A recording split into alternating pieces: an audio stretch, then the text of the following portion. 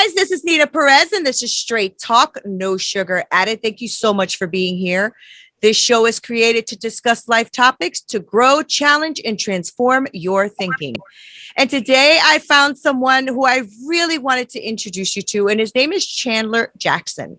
And for 9 years, he played football in high school and at a collegiate level. And Chandler fell into writing after his traumatic experience of being arrested in Beijing. He has a book called The 14 Days in Beijing and was ranked #1 over 15 times on Amazon in multiple genres. So I was really, really excited when he said that he would be on Straight Talk. And I know you guys love to hear people who are using their lives to challenge your thinking. So welcome. Thank you for being here. Balance and blessings, balance and blessings. One of the things that I love about the audience that I serve is that they really are supportive of everyone that comes on this show. And they love to hear people's stories, how people have transformed and how they use that to then transform someone else's life. So before we get all started into your story, because I'm excited about that, I want to hear a little bit more about you. Tell us a little bit about you, Chancellor. All right, so I'm Chancellor Jackson from Atlanta, Georgia. Specifically for Georgia natives, I'm from Smyrna. That's right outside of Atlanta. Played football vast majority of my life, middle school all the way up to collegiate level. I got my bachelor's degree in communication and media studies from Stetson University. Go Hatters. It's down the land. It's in Florida, Central Florida. Okay. Yeah. So after I graduated from college, you know what I'm saying, I was done playing ball. I had no clue what I wanted to do. You understand? And I had to redefine myself and re-identify myself all over again. Because, you know what I'm saying, for so long I identified as Chancellor, the football player. So my football was no longer like journey. It was okay, damn, Chance, who are you? You know what I'm saying? So it's a journey up, you know what I'm saying, up until now, you know what I'm saying, just trying to figure out who I am and you know what I'm saying, what's my purpose, you know what I'm saying? And so just being me, Sagittarius, spontaneous, optimistic. I was just job searching, applying for any and everything. You know what I'm saying? Because I had no clue what I wanted to do. So I'm just applying for any and everything. Anything I feel like I can do, I'm like, I'm gonna apply for it. And I did this. I was landing interviews and everything. I'm getting flown out, all different types of stuff. You know what I'm saying? And I did this for 8 months straight, and I ain't landing nothing. You know what I'm saying? So now I'm about to graduate. I'm back home. It's like, okay, I don't know what I'm finna do. Still trying to figure it out. But it's like, I just continue to trust the process, continue to keep pushing. You're gonna find something. So ended up coming across the opportunity to teach English in China. While I was job searching one day on LinkedIn. And I'm like, that sounds interesting. And I looked at the requirements. It was very, very brief. As long as you had a bachelor's degree, and it really don't even matter. As long as you had a bachelor's degree, clean background, and you're a native English speaker, it was like, you know what I'm saying, we take you. Check. I'm like, that's smooth right there. I'm looking at the job description. I'm like, okay, yeah, I can do this for sure. You know what I'm saying? I play sports, I'm a team leader, all of that. I'm a vocal leader on top of that. So it's like I've already been, you know what I'm saying? People throw me in the category as a preacher and a lecturer, and you know what I'm saying? For sure. I got peers that call me uncle and you know what I'm saying, granddad and stuff like that. You know what I'm saying? I'm not, you know what I'm saying, I'm just as old as they are. But yeah, so I applied, ended up getting a job, and it was the first job that said yes after 8 months of applying and getting told no. And the jobs I was originally applying for was like all corporate positions, like marketing, sales, management, you know what I'm saying? So all the corporate world, recruiting, all of that. Landing interviews, getting told no. Everybody telling me no. So I'm like, okay, I gotta try something else first. Clearly, corporate, the universe telling me corporate, that's not the way to go. Yeah. You gotta take a different venture and a different approach at this job searching thing. And that's when I just started. I came across, I didn't think to look globally. Once I seen that aspect, I'm like, oh man, why don't look outside of the world? And that's how, you know what I'm saying, came across the China application, applied, got the job, and landed in China on October 10th, 2018. Now, was that something that you've always wanted to do, is travel, or were you a traveler to begin with, or was this kind of like all new to you? So like I said, I'm a Sagittarius. So we just natural travelers, just in spirit and in nature. And in addition to that, my mother is a Sagittarius. So she was doing a lot of the traveling. Oh, And okay. even, you know what I'm saying, brought us on a few of those journeys. Like, I've been to the Bahamas a few times. I've been to London twice.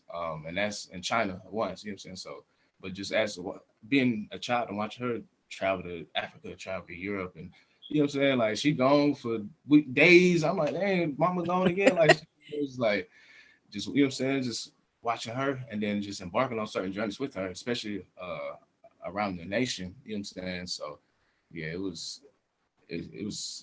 innate, but also ingrained in me at the same time, you know what I'm saying? Right. And you learn a lot from, Right. like, you really do. That's why I encourage everybody to travel.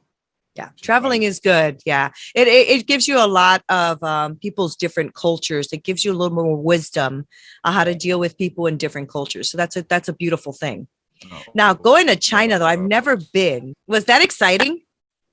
yeah, I knew it was going to be a journey. I knew it was going to be a journey because it's funny. Like in my book in the introduction, um, I flash back on, or I reflect on a conversation me and my mother was having one early. I was a kid. I was like 7 or 8 years old. It's me and my little brother and my dukes, and we was just eating breakfast. And she asked us just randomly. She was like, "What's the other 3 places in the world y'all want to go?" First place out of my mouth was China. Oh, She, wow. she like, why China? I'm like, that's where everything's made. You know what I'm saying? That's the only reason I really wanted to go. Is I'm like, everything I look at, anything I look at, I pick up and That look is at it. so true. I'm like, damn, why is everything made in China? I'm like, I wonder what's over there that, you know what I'm saying, they got going on that we don't. You know what I'm saying? So I was always intrigued in the land just from that aspect. So just 15 years later, actually manifested. So it was like, oh man, it's crazy. I actually get to go to a place I actually spoke about going to, you know what I'm saying? And not only that, I get to live there, you know what I'm saying, for a year. Right. So yeah, it was definitely exciting. And it was an adventure within that. Now, did you go with somebody you knew, or you kind of just landed in China without knowing anybody or anything? I just jumped off the porch. Jumped off the porch. Wow. Came in with like other recruits. So it was like 20, it was about 28 of us. So I came in with other people. We all landed around the same time. So we was Wow. all, went through the same training for 2 weeks. So of course we all became family just because we all out here for the most part. Well, I know Right. we all jumped off the porch to come out here. So yeah, for real. So it's like, yeah, Right. we all, you know what I'm saying? So, but within that group, of course, you bond closer, or you know what I'm saying, you connect more with certain individuals. So you form your little clique, and them the ones you keep lifelong relationships with, for sure, for sure. I love kids. I think that is so fun that you did that. Now, did you do just kids, or did you do a range of ages when you I went to did. teach? I taught as young as 3 years old all the way up to 14. Oh, fun. Now, how was that for you? That must have been so much fun and Yeah. also challenging, right? Because do you speak Chinese or no? I learned just enough to maneuver, you know what I'm saying? Right. Move and groove, you know what I'm saying? Work my way. Right. That's what I learned. As far as sitting there holding an in-depth conversation like me and you are having, it was quiet. Nah, absolutely Yeah. not. So when you went over there, did you know any Chinese, or you learned when you went over when you got there? Like, Because it was a 3 month long process for me to get my visa after I got hired. So within the course of that time, that's when I took oh, advantage, smart. start, you know what I'm saying, studying up on the language. At least, like I said, just to at least maneuver. You know what I'm saying? I ain't just out there, you know what I'm saying, like a deer in headlights looking crazy. You know what I'm saying? Right. I would have been too. I get that. And so the kids that we teaching, like, of course, the younger uh kids are, you gotta use even more basic English with them, you know what I'm saying? But like the higher up you go, some you can, it's still basic conversation, like very small, but you can communicate with some of them. And it's some of them that are just like, I'm talking about, I had this one little girl, she's probably like 7 years old, and she spoke so well. Like, this is probably one child I could actually like have a conversation with somewhat. Right. I was like, it just blew my mind. I'm like, man, you was just your spirit is so bright. And I'm like, I'm just excited for just what blossoms as time progresses. But yeah, the kids made it worthwhile. You know what I'm saying? Because Yeah. it's like, I'm here to work. So it's like, if I don't like what I'm working at or like what I'm doing, I'm finna be miserable. But you know, Right. they made it worthwhile. You know what I'm saying? And then I was like 22, 23 at the time. You know what I'm saying? I'm only 25 now, so I'm still young. So Yeah. I can identify more with a younger spirit versus somebody that's 40 years old, 50 years old, who's been Right. in life way longer and can no longer, you know what I'm saying, make that connection. So it's like, oh yeah, I match all the kids' energy. You know what I'm saying? So we be lit. Right. In my class, we're gonna be lit. We're gonna have music playing, everything. Hey, well, I'm about to putting That's kids on so fun. Bob Marley. I put them on for sure, for sure. Did you find a difference in the education process, like the kids, were they paying more attention? Were they, better behaved? Were they, all those things we hear here in the States? It's not like I've been there, so I don't know, but did you find like there was a big difference in that? Absolutely not.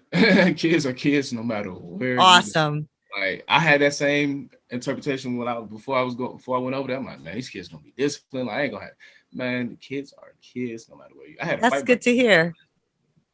I had a fight break out my classroom. They probably like 5, 6 years old. You know what I'm saying? It happened so fast. I'm just sitting there just watching, like, oh, they really fighting. Like I forgot I was the authority figure in the room. Like, oh, you know what I'm saying? So, Oh yeah. back in the day, high school folks, you know what I'm saying, get a fight out. You watch, you record. Right. That would have been awful for you standing there watching instead of. But they was kicking too. They weren't throwing no hands. That is so funny. That's so cool though, right? Like that's an experience just in that part of it so far. Mm-hmm. That's an experience that you wouldn't have gotten otherwise, like going to a different country, any country, it could have been any country, but the experience of going to a different country and then being able to impact a youth life, right? Because you're there to teach them something they don't know yet and something they can probably use forever, Well, that's really neat. Definitely. Like I said, children are sponges. You know what I'm saying? They Yeah. soak everything. Like I'm literally like they are very impressionable. So it's like just being able to lead by example in a positive way. You know what I'm saying? Mhm. And definitely just plant seeds within that spirit. You know what I'm saying?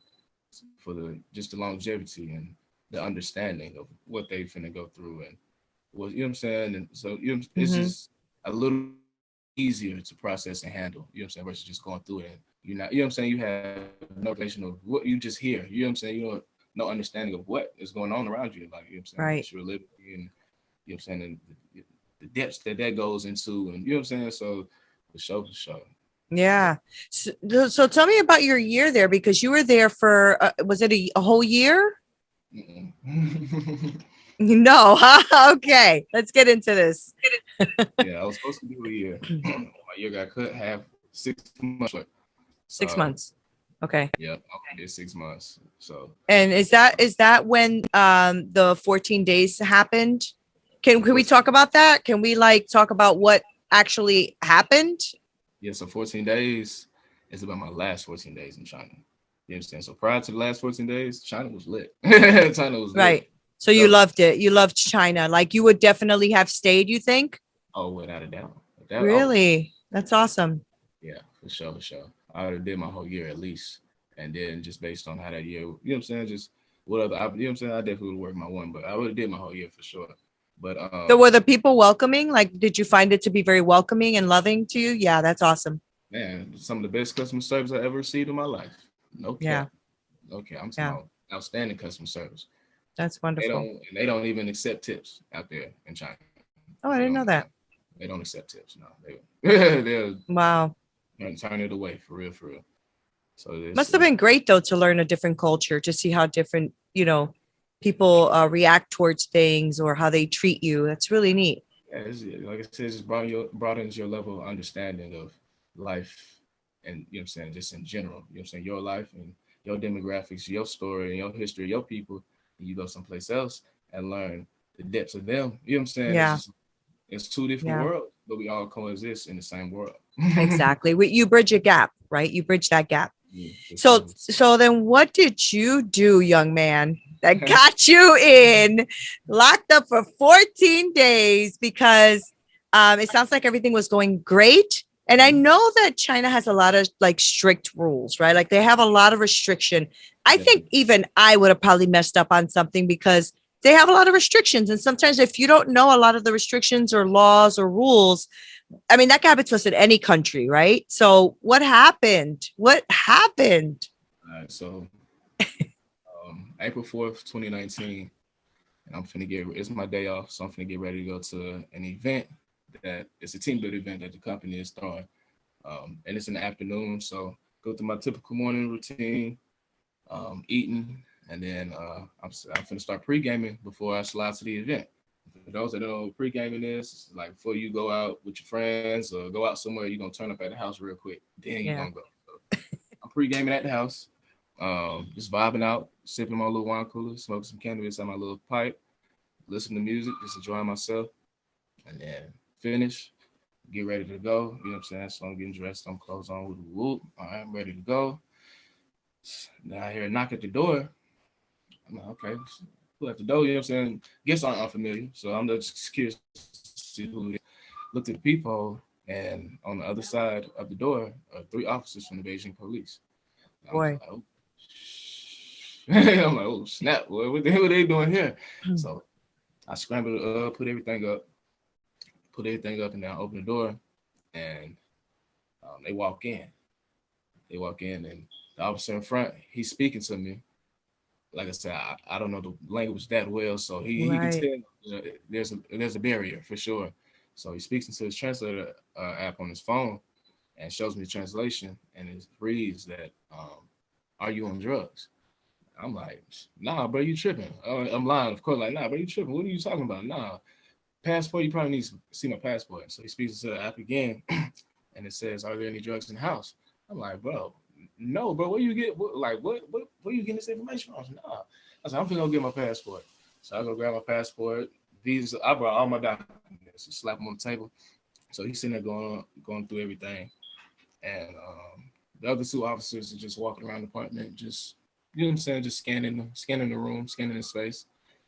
And some time passed. They tell me to sit down at the table, so I sit down. Time passes, and I hear some footsteps coming from down the hall. And they never closed the doors. So I look back, and it's another officer approaching the apartment. And he has something in his hand. But I don't pay no mind. I'm sitting there trying to think, okay, what's gonna happen next? What I'm gonna say, like how this gonna play out. You know what I'm saying? I'm just trying to think ahead. And so he comes in, he hands the item to the officer I was originally speaking to, and that officer communicates to me to pee in the cup. So it's a drug test right there on the spot. So yeah, and right there and there, I was like, it's over. It's over with. So do the drug test. Fail the drug test, of course. You know what I'm saying? So, and by this time, it's like 5, 6 officers in the apartment now. You know what I'm saying? They really searching the place, and one officer has arrived, and he speaks English. So I'm sitting here just talking to him. He's just pretty much, he's want to know when the last time I smoke, who I get it from. He just want to know if I give him any information on a supplier. So I'm still high as hell. I'm panicking. You know what I'm saying? So I'm just lying, just telling just different stories. And pretty much he was like, all right, but you know what I'm saying, you failed your drug test. We know you failed your drug test. We know it's, you know what I'm saying, you got something on you. You know what I'm saying? It's essentially how it boiled out. You know what I'm saying? There's a lot more descriptive within the book. Oh, this is all still chapter 1 I'm describing. We still early into chapter 1. Yeah. Wow, that's deep. That's deep and scary. Really freaking scary, right? Because these are officers you really don't know. You don't know what their legalities are. You don't know what the prison's gonna be like, right? And you're thinking to yourself, I'm just smoking a little weed. Like, what's the problem here, right? Wow. Yeah, so they escort me, you know what I'm saying, throw the cuffs on me, escort me out the building to the van, sit me down in the van, and I'm just reflecting like, damn, bro, this shit is real. Like, this shit really happening, and I don't know what's gonna happen. You know what I'm saying? But I know I'm gonna be good. I know at the end of the day, when it's all said and done, however it play out, I know I'm gonna be good. How's it gonna play out? I have no clue. That's the most worrying part. But it's like, I know I'm gonna be straight though. You know what I'm saying? Just take note of every minor detail, and you know what I'm saying, enjoy this high one last time, because you know what I'm saying, don't tell her what's gonna happen. Wow. So we get to the precinct. that's not too far from the apartment. It was like a 5-minute ride. Get out. They send me down in the waiting area with other recent arrests. I'm the only one handcuffed though, so I'm just sitting there looking at the officers doing their desk duty and just recapping everything that happened and just reflecting on everything. And they come to get me short, not too long afterwards, and we go to another precinct. This precinct's a lot bigger, with holding cells. So they had me change clothes and, put me in the holding cell. And I'm in the holding cell with probably like 10 other Chinese men. And sitting there just steady, just reflecting and just recapping on everything. I'm still high, So it's really just like, I'm just like, just disbelief, like, bro, I can't believe this is happening. And that's when I was at this precinct. I was at the second precinct for like 14 hours. And within that 14 hours, they did my interrogation. And the interrogation is crazy because they locked me into this metal chair in one position. It looked like an electric chair, but a locked chair. My legs, waist, chest, Ooh. All in one place. And they took my mug shot, got my whole handprint. So we did all of that. So, yeah, but I was, aside from that, I was just in the holding cell, just waiting, not knowing what's gonna happen. And then they called me back out. It's nighttime. Walked me to the lobby, and they give me my clothes. I'm like, well, shit, I'm finna go home. Boy, I guess my statement worked. Yeah, so I get back dressed. I'm waiting, and they had me follow them into a room that was behind the front desk. So I go into the room. Well, I go through the door, and now I'm in the hallway. And at the end of the hallway, it's a small room that's crowded with officers. So, we walk into the room, get in there. It's the evidence room. There's a bunch of evidence from other cases, TV monitors where they watch the footage from the body cameras, and officers everywhere, paperwork. And then on the counter, on the table, like where the monitors is on, I see the weed from my apartment. I put the weed in my shea butter container. So they had my shea butter container there, and a DVD, a disc next to all the evidence. I'm like, okay, they definitely made a physical copy of this. So they sit there and they scale the weed up in front of me. I had 1.4 grams. For those that know anything about flower or cannabis, is 1.4 grams it's not a lot. It's not right, a lot. Right. Not a lot. So at 1.4 grams, and had me sign and fingerprints, some paperwork. Yeah, I couldn't read, and then we got back in the van. I'm like, okay, nobody said nothing to me. I'm just wow, that's deep. So I have no clue what's gonna happen. Now we just back in this van. I'm back dressed. I'm like, okay, they finna let me go. They finna take me back to the crib. Like, what we doing? Like, but I'm finna find out soon enough. So we get in the van. It's like 1 o'clock. It was like 1:30 in the morning. So we just riding 40 minutes straight. Is your high gone by this time? Oh, yeah. I definitely. I was back in the holding cell after the mug shots. I was, that's why I was able to fall asleep then, because I was coming down right. Then. But I was still handcuffed the whole time, so it was like I wasn't comfortable. But so wow, that's a lot. Yeah, we just riding, and then I'm following. I'm reading the street signs. So I've been out here long enough to pretty much navigate pretty well. So I'm like, I don't think we can get anywhere close to where I live. And time passes, and we arrive at this facility bordered by tall walls with barbed wire. And I was like, okay, I see what's going on. No words needed. No words needed. My goodness, that must have been scary. And so I don't want to give up way too much about what you went through, because people got to pick up this book, because I'm already like halfway off my chair trying to figure it out. 14 days. This was crazy though. That's only the first chapter. I know. That's a lot, right? So how did they know? Did they have a camera in your apartment? Like, how did they know? Mystery to this day. That's still really? Right. It makes you just sit back and think, like, how did they know that? Either someone saw you buy it and said something, or someone smelled it, or do they have a like camera in that room, or God only knows. Yeah. Literally. Right? Like, wow. How was it in you don't have to give me the whole like story, but is it anything like an American? I don't know if you know American prisons at all, because you had a clean record, so you don't know. But Exactly. but did you find it to be very aggressive in there? Like, was it a very aggressive stay there, or stay like you are on vacation? You know, was it a very aggressive moment, or what's up with that?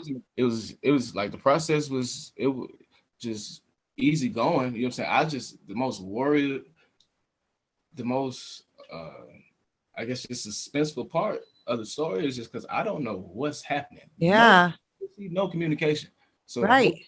I'm here to tell you I did 14 days. So it's like as you read it, it's like I don't know what's gonna happen. So it's Yeah. like that's just the worst part. And then I can't communicate with nobody. Nobody knows where I am. I haven't been able to contact anybody. Wow. So I'm Wow. like, Wow. I don't know what's gonna happen. I know I'm gonna be good. I don't know, but you know what I'm saying. So I'm locked up, and you locked up 24 hours a day, 7 days a week. It's 50 people to one cell, 9 wooden beds, and all I had for 14 days straight. Yeah, look at her face. Wait, because that math don't make no sense. That math doesn't make any sense. And the way I Did you say, wait, hold on. You said 50 people in one prison. I just want to make sure I got this right. You got 50 people in one prison 15, room, 15 and 9 beds? Yeah, so and the room's not that big, you know what I'm saying? It's definitely like ceilings is high, you know what I'm saying? But as far as just the width of the room, it isn't, you know what I'm saying? But it's a big rectangle. So it's just enough to house 15 people, you know what I'm saying? That's it. But yeah, now how I describe the bed situations, like think back to when you was a kid and you had a little sleepover with your cousins or your friends, or you play travel ball, and you know what I'm saying? It's a limited space to sleep, so everybody just got to make, you know what I'm saying? Picture that with random grown No. man. No. That's crazy. Yeah. Oh man. And then if you're the last guy coming in, where you sleeping? You gotta make room. That's it. You gotta make Wow. room. This together, like you know what I'm saying. Like it wasn't. That's what it wasn't very like. As far as my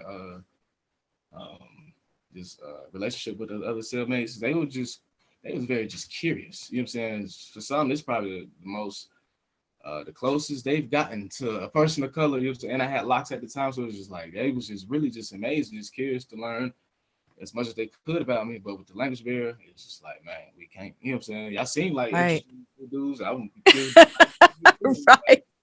You know what I'm saying? We can't. Wow.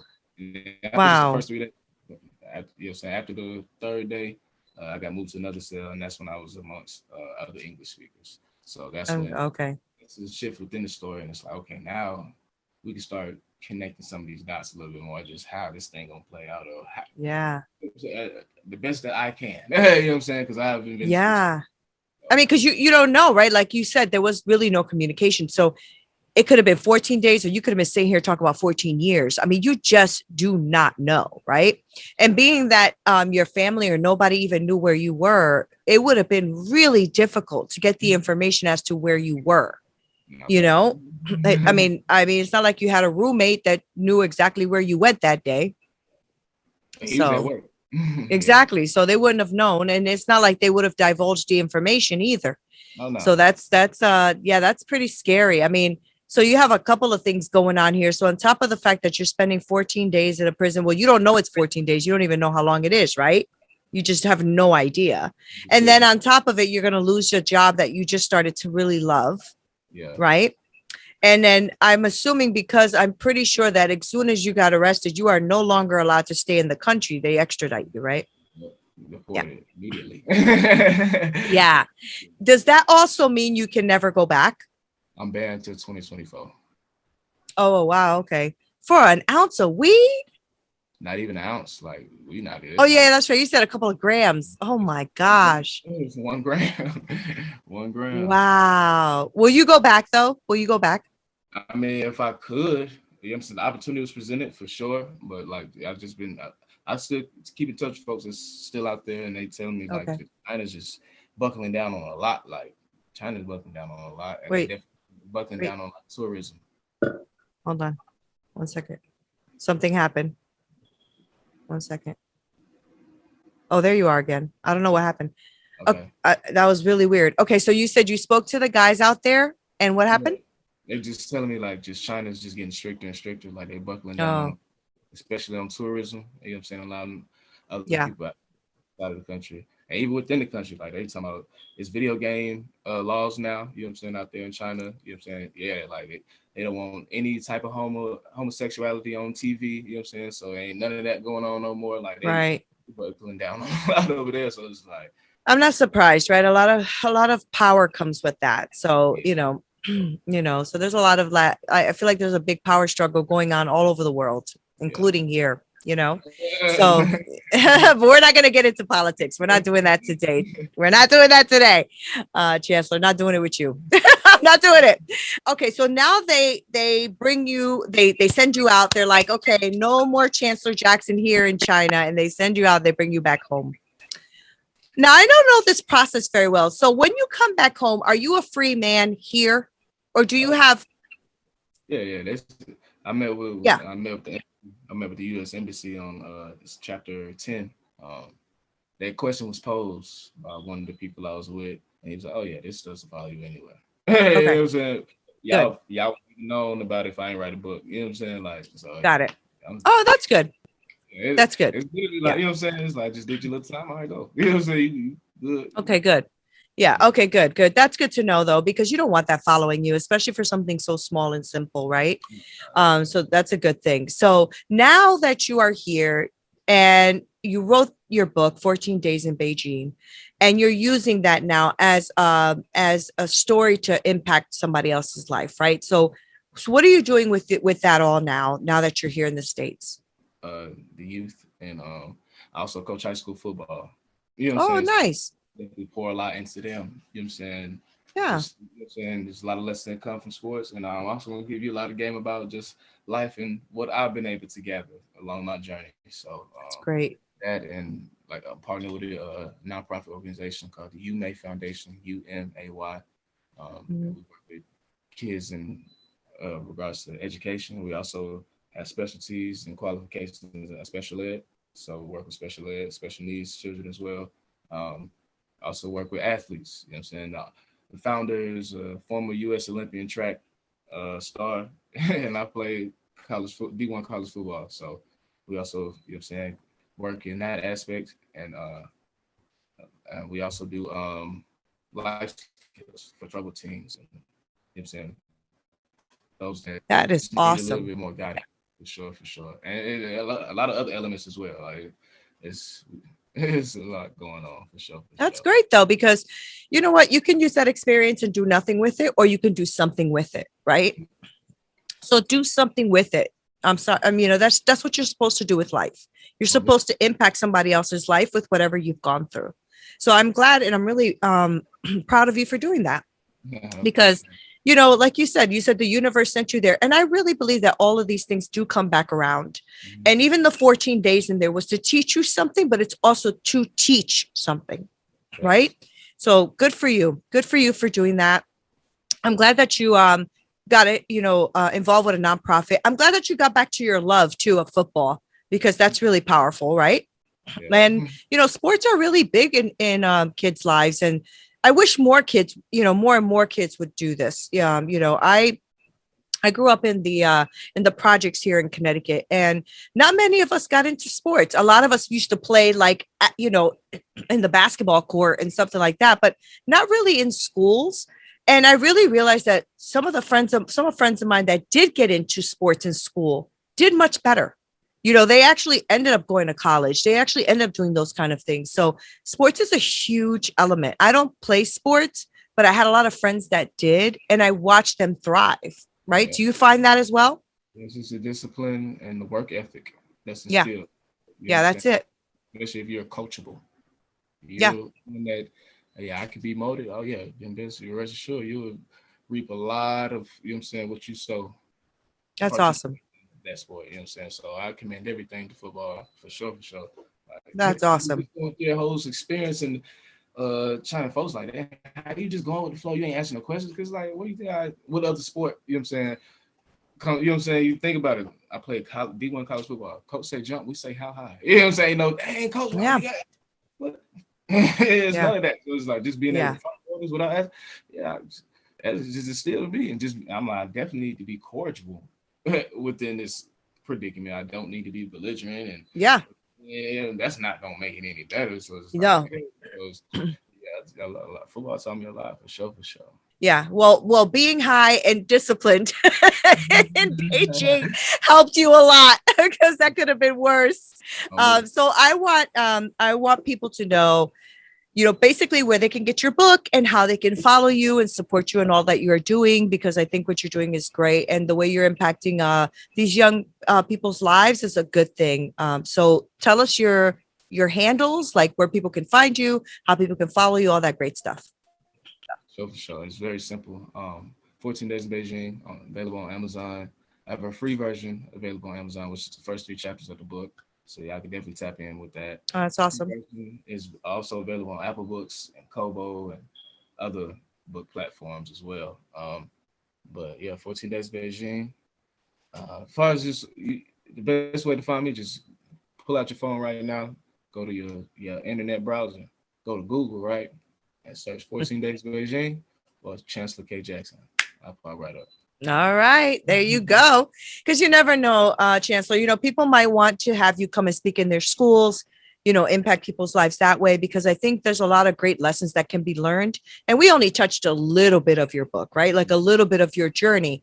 And so I'm sure there's a lot more things in there that have happened that can really teach lessons to people. So thank you so much for doing that. And thank you for writing your book. And, and thank you for sharing it, honestly. And thank you for being on Straight Talk, because I love talking to people who really don't mind talking about what they've been through and then using that to make sure they leverage someone else. That's just my heart. That's what I do.